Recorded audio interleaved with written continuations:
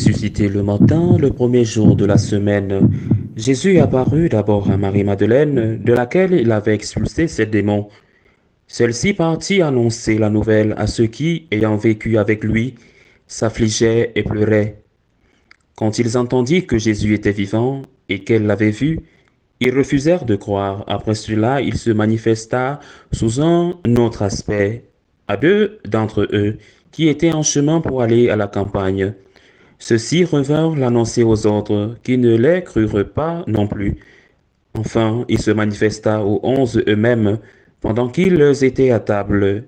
Il leur reprocha le manque de foi et la dureté de leur cœur, parce qu'ils n'avaient pas cru, ceux qui l'avaient contemplé ressuscité. Puis il leur dit, allez dans le monde entier proclamer l'évangile à toute la création. Acclamons la parole de Dieu. Aujourd'hui, en ce samedi de l'octave de Pâques, nous voyons d'abord un résumé des apparitions de Jésus ressuscité. Toutes ne sont pas là, par exemple celle où le Seigneur apparaît deux fois aux disciples, une fois sans la présence de saint Thomas et l'autre avec sa présence. Et il invite la deuxième fois à mettre ses doigts dans le trou des clous. Mais ce qui est peut-être le plus significatif ici, c'est d'une part que le Seigneur gronde. Il gronde les apôtres parce qu'ils n'ont pas eu la foi. Le texte le dit exactement. Il leur reprocha leur incrédulité et la dureté de leur cœur.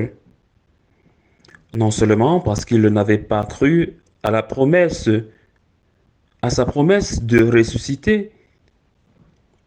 Marie-Madeleine n'avait pas cru non plus à cette promesse.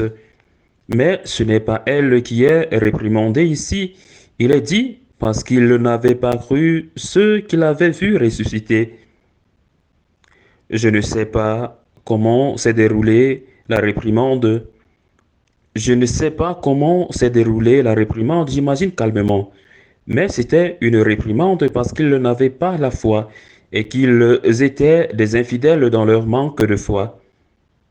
Ils ne croyaient pas ce qu'il avait annoncé, ce qu'il avait prophétisé. Je ressusciterai. Et ils n'ont pas cru. Pas même ceux qui disaient l'avoir vu ressusciter. Que devons-nous faire? Eh bien, si nous ne voulons pas mériter cette réprimande de Jésus avec les conséquences qu'elle aura pour nous ici, maintenant et dans la vie éternelle, nous devons accepter sans aucun doute qu'il est vivant, qu'il a vaincu la mort, qu'il est ressuscité.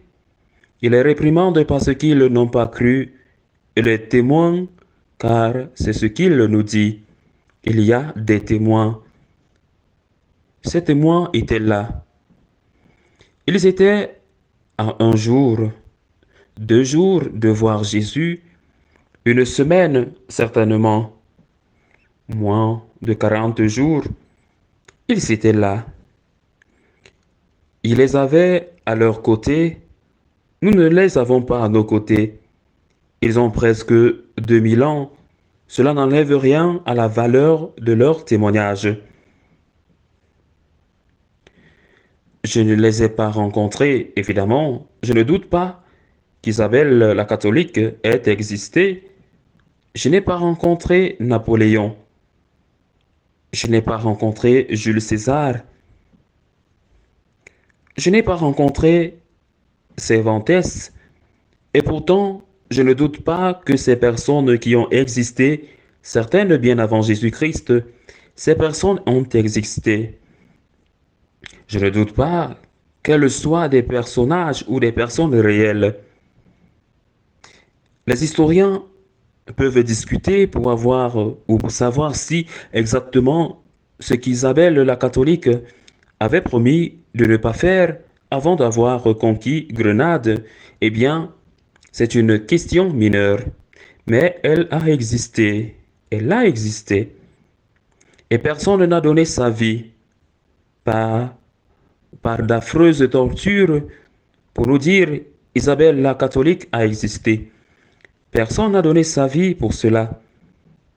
Les témoins de la résurrection ont donné leur vie ont subi des tortures, ont été persécutés pour dire que le Christ était ressuscité, parce que c'est l'essence et la clé de tout. Et nous ne croyons pas aux témoins, car nous recevons ici et après, à l'heure de notre mort, le reproche que les disciples reçurent alors. Il leur reprocha leur incrédulité et la dureté de leur cœur. Le Christ est ressuscité. Il est offensant pour Dieu de douter, de nier ce fait historique. C'est offensant. Et c'est offensant pour les témoins de cette résurrection. Le fait que le Christ ressuscité ne soit pas apparu à chacun d'entre nous et que le Christ ressuscité ne soit pas apparu à tous les catholiques en disant « Voici les plaies de mes mains, mettez-y vos doigts », n'implique pas que nous ne devions pas croire en la résurrection. Lorsque le Seigneur apparaît une seconde fois devant Thomas et l'invite à mettre ses doigts dans le trou du clou, il lui dit « Cesse d'être incrédule et deviens croyant. Heureux ceux, ajoute-t-il, qui croient sans avoir vu. » Nous croyons à cause de la parole du Christ, et nous croyons à cause de ce que nous ont dit les témoins, qui étaient si dignes de confiance qu'ils auraient préféré mourir plutôt que de nier ce qu'ils avaient vu, entendu et touché. Un deuxième enseignement dans cet évangile. Le Seigneur leur dit au revoir et leur dit « Allez dans le monde entier ». Le monde entier et proclamer l'évangile à toute la création. Le mot évangile est devenu un mot que nous utilisons avec différentes significations.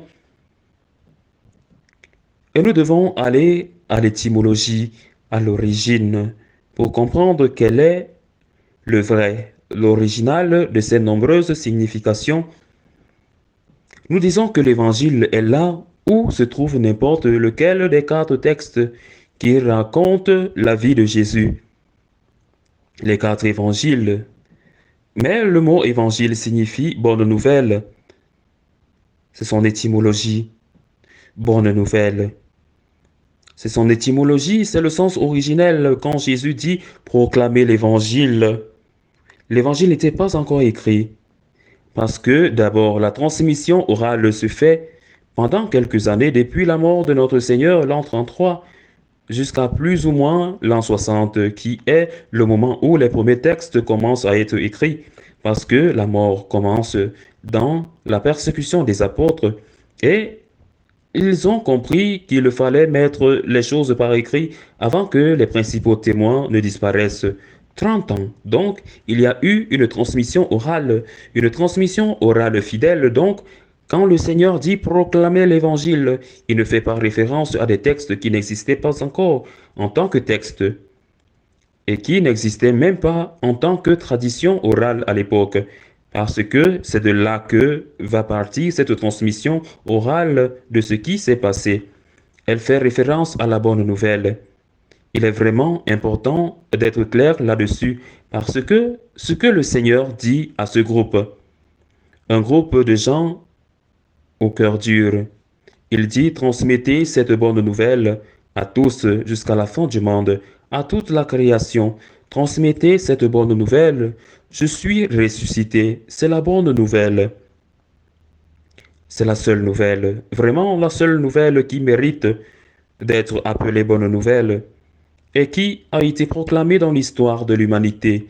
Le Christ est ressuscité. Si le Christ est ressuscité, cela veut dire qu'il y a la résurrection. C'est la clé. Il y a la vie éternelle. C'est la clé. C'est la bonne nouvelle. Il y a la vie éternelle. La mort n'est pas la fin. Et nous devons le croire et le crier. La mort n'est pas la fin. Il y a l'espérance. Je lisais une phrase d'un philosophe, d'un penseur. Je ne sais pas si les philosophes existent encore aujourd'hui.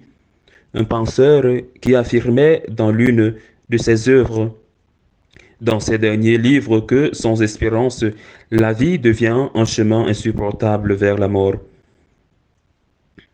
Il y a de l'espérance, il y a de l'espérance, il y a la vie éternelle. L'espérance, ce n'est pas que votre salaire soit augmenté ou que vous ayez un meilleur travail ou que vous soyez guéri du cancer, parce qu'avec un salaire plus élevé et un meilleur travail et sans cancer, tôt ou tard, vous mourrez et vos enfants mourront et vos amis mourront. L'espérance, c'est qu'il y a la vie éternelle. C'est ça la bonne nouvelle. Et s'il y a la vie éternelle, c'est parce que le Christ est ressuscité. Nous avons la certitude de la sécurité sans le moindre doute. Il y a la vie éternelle. Et à partir de là, nous allons à rebours parce que c'est ainsi que les évangiles le sont écrits. Par la suite, nous partons de l'expérience de Pâques. Le Christ est ressuscité. Et à partir de là, ceux qui ont été transmis de la résurrection et de ce qui a précédé commencent à raconter ce qui a précédé parce que la résurrection est le certificat d'authenticité de tout ce qui a précédé. Parce que s'il est ressuscité, c'est qu'il est ou qu'il était vivant. S'il était vivant, c'est qu'il était né. Il est né, il a été tué, il a été ressuscité. Et la fin de l'histoire est la suivante. Il a été ressuscité, mais cela signifie qu'il est mort. S'il est mort, comment est-il mort? Ils en sont témoins, la crucifixion. Et avant de mourir, il a reçu. Qu'a-t-il fait? Avant de mourir, il a vécu. Qu'a-t-il fait? 3 ans de vie publique, ceux qui l'ont accompagné dès le début de cette vie publique en sont les témoins. Et avant cela, une longue parenthèse de vie cachée à Nazareth, dont nous ne connaissons que quelques bribes. L'enfant Jésus perdu est retrouvé dans le temple, la fuite en Égypte, la naissance virginale de la Vierge Marie, la conception merveilleuse par l'Esprit Saint qui couvre Marie de son ombre, mais tout est authentifié, certifié comme vrai par le fait de la résurrection. Nous croyons que le Christ est Dieu, que son message est le message de Dieu, que ses paroles sont les paroles de Dieu. Nous le croyons parce qu'il est ressuscité des morts. Le Christ est ressuscité, c'est notre espérance et c'est ce qui nous encourage avec la grâce de Dieu à dire que, comme les premiers, nous préférons le martyre au régnement. Ainsi soit-il.